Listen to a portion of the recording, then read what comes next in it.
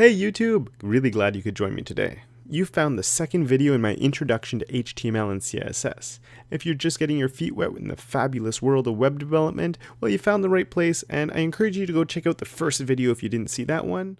Today we're actually going to be writing some HTML, so well, what are we waiting for? Let's get started!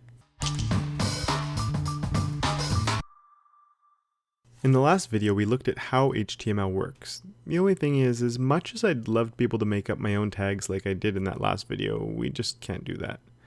There are lots of tags out there, but luckily there are only a few of them that you'll need to know to really get started. As a quick side note, don't be shy about pausing or even rewinding the video as you go. Do this at your own pace and make sure you understand as you go along instead of just blindly following and having no idea what you're really doing. And if I confuse you with anything, let me know in the comments and I'll do my best to clarify. Before we can get started, we need some software to write our code in. There are lots of free options out there, and the one I'm going to be using for my demos is called Atom, which I have on my screen right now. It's completely free. There are other free ones out there that are really popular, like Notepad, which we can see right here, Notepad++, I should say, as well as Brackets, which you can see right here. So if you don't have a code editor, pause the video, follow one of the links. I'm going to put the links in the description below. Download one of them and join me back here once you're ready to go. So you've installed your code editor. But what do we do with it? Well, the very first step to building a website is to create a place for it to live. So I'm going to go and make a new folder on my desktop. So I'm just going to right click, new folder, and my first website. And there we go. I got a nice little folder there. And this is where my website's going to live. It's the root directory. Anything that I need for my site is going to be in there. Now I want to open this up in my code editor. So I'm going to right click. And if you're using Atom or Brackets, I have both of them right there. I can just click on Open with Atom. And we wait for the program to open. And there we go. So I opened up my folder. Let's just bring it on the screen so you guys can see it. And make that a little bigger. There we go. Great. So I've got it open, but there's nothing here. So we actually need to go ahead and start working. Now, one thing, if you are using like Atom like I am, it's possible you don't have anything along the top here. So if you want to get to any of them, if you just have to push Alt, the Alt key on the keyboard brings up this little menu. So to make your first file, we just go to File and File New, or you can use the either, if you're on a Mac, Command N, or on a PC, Control N to make your new file. And I have a nice little untitled file here. Now, one thing you have to know is code editors, they can deal with lots of different types of files, just like with Microsoft Word, you can save a doc file, the new docx files, PDFs, and some other stuff from there as well, RTFs and whatnot. And it's a little bit of the same deal here, except there's no default. It's not like Word where the default is a doc and there's all these other options. In this case, there's no default. There's a whole bunch of different things from HTML, CSS, JavaScript, PHP, ASP, .NET. It just goes on and on and on, really. So we need to tell it what type of file this is going to be, and the best way to do that, or the only really way, is to save our file. So I'm going to just come down to here and hit save, and it's going to ask me how I want to save my file, and I'm going to call it index.html, and I have to write the HTML out. It's not like those other ones, as I just mentioned, there's no default. So I'm going to write out .html, and I'm going to push save, and we can get going. Now there's a reason I'm calling it index.html, and it has to do with how servers work, and my index is with a lowercase I. We're always just going to be using lowercase stuff. And just for now, know that whatever you want your homepage to be, that has to be your index.html. We don't use homepage.html or home.html or anything else. The homepage of your site is your index.html. So we've got our HTML file, but well, what do we need to do now? A good thing to do is actually to open up your page. So I'm going to minimize this for 1 second. I'm going to find my folder, and I'm going to open up my index.html. And let's just bring that onto the screen so you can see it. And it's a nice blank document right now. Just fix that up a little bit. And this is usually how I like to work. Let's open Atom back up.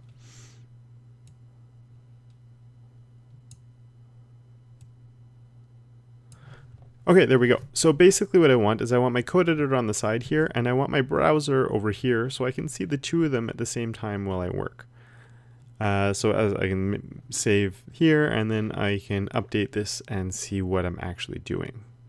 In general, the way I work is I always have my code editor on the left and my browser on the right, just because that's how I'm used to working. But you can set this up however you want. Some people put one on top, one on the bottom, or this could be. It doesn't matter how you set it up, but I like having always everything set up just so I can see both of them really easily. And now the real fun begins. We need to start writing some HTML. So if you remember, everything in HTML, all the code goes inside of triangle brackets. And it's giving me an error because I have nothing in there. And the first thing we need to do is put in this line of code. I have to say doc type HTML.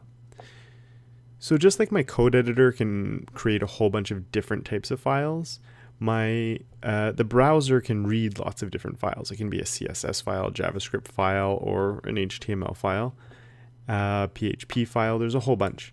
So this is a really important line. It always goes right at the top, and it's telling the browser that it's looking at an HTML file. This is sort of the standard way of writing it, where this is always in capitals, so it's exclamation mark. Let's make that a little bigger. So we have our exclamation mark doc type, and then the HTML, and it's all inside of my triangle brackets.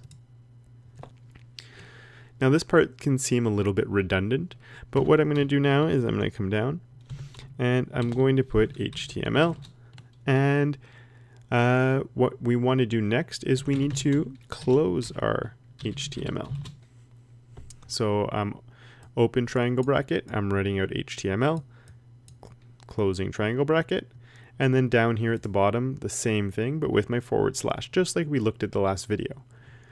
So this seems a bit silly. We're telling our browser that we're looking at an HTML file, and then we're coming here and we're telling it that starting here will be HTML and the HTML ends here. But as redundant as it seems, we do have to do it. And one thing you'll notice is everything I put in my tags is lowercase, except for this doc type. In general, everything in the tags is lowercase, and you'll be good to go. So a few other new tags that we're going to look at. Every website has two parts to it. It has what we call the head, close head, and the body, close body. Let me space this out a little bit. And I'll put more space there. I wouldn't normally put all this space, but I just want to make it a bit easier for you guys to see.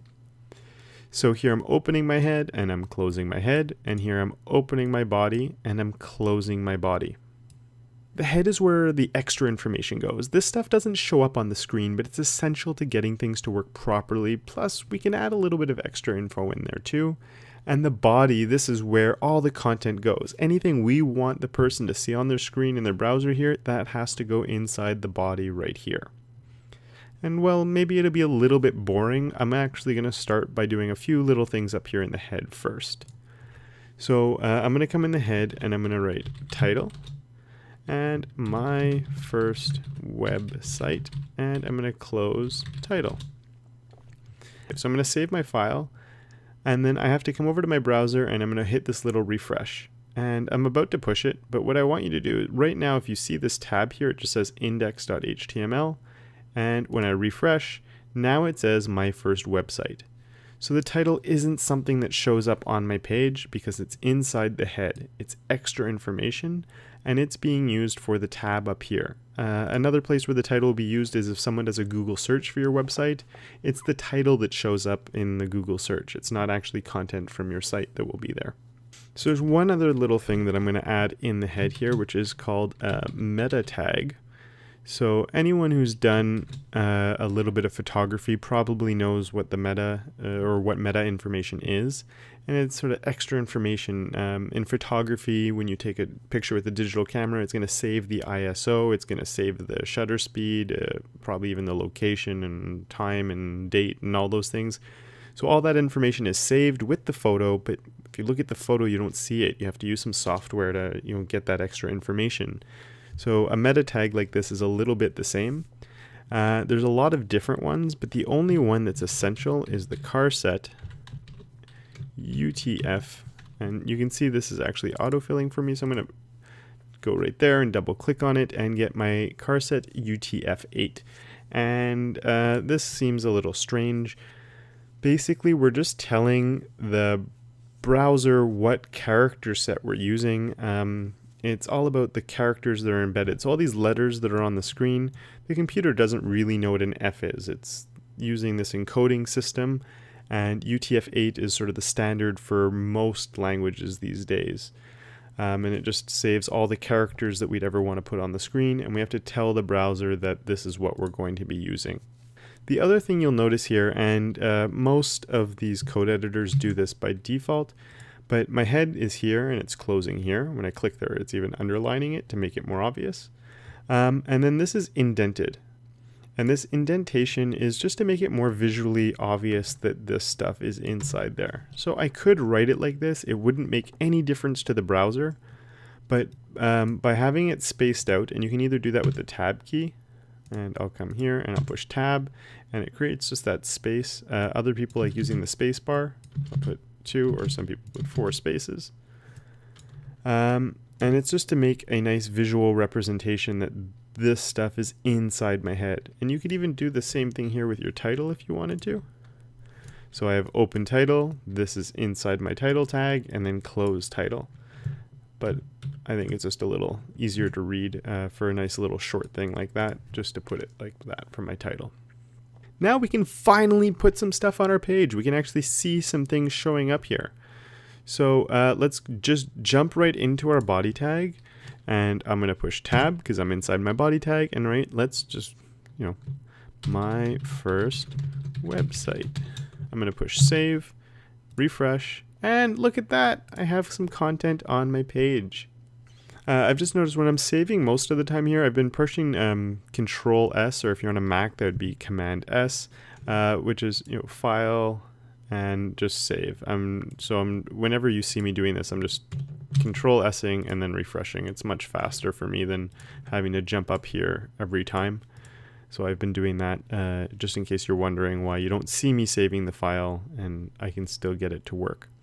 So we don't really have much content on our page right now, but hey, it took us a lot of work just to get to this point. So give yourself a nice pat on the back for making it this far. And in the next video, we're going to start looking at really putting some content in here, because just this little line of text isn't very much. So we're going to start exploring paragraphs and headings and getting some content on there that looks a little bit better. But be happy with what you have. And a little pro tip, I'm going to clean this up a little bit. Let's just take out some of this extra space that I don't need. And I don't really need this line. And you could, every single page you're going to make is always going to start with this as the very basic. So you could save this document just like that and use it as a bit of a template file for every time you're starting up a new project. It's a nice starting point, especially when you're starting off. This is all you're really going to need for your first few little things. So you might as well save it and just keep this as a little template that you can reuse every time, so you don't necessarily have to rewrite all of this each and every time. So I really hope you learned something watching this. I hope that it made sense, and I hope that it's nice and clear and that you've been able to follow along. If it wasn't clear, if you have any questions whatsoever, hit me up down in the comments below. I definitely will get back to you. Keep on watching. We're going to get on and be doing a lot of really cool stuff. It starts off really slow. We have a white page, some black text on there, but really soon you're going to be doing something really awesome. So keep following along. Subscribe to the channel so you don't miss any of the videos that are coming up, and have yourselves a great day.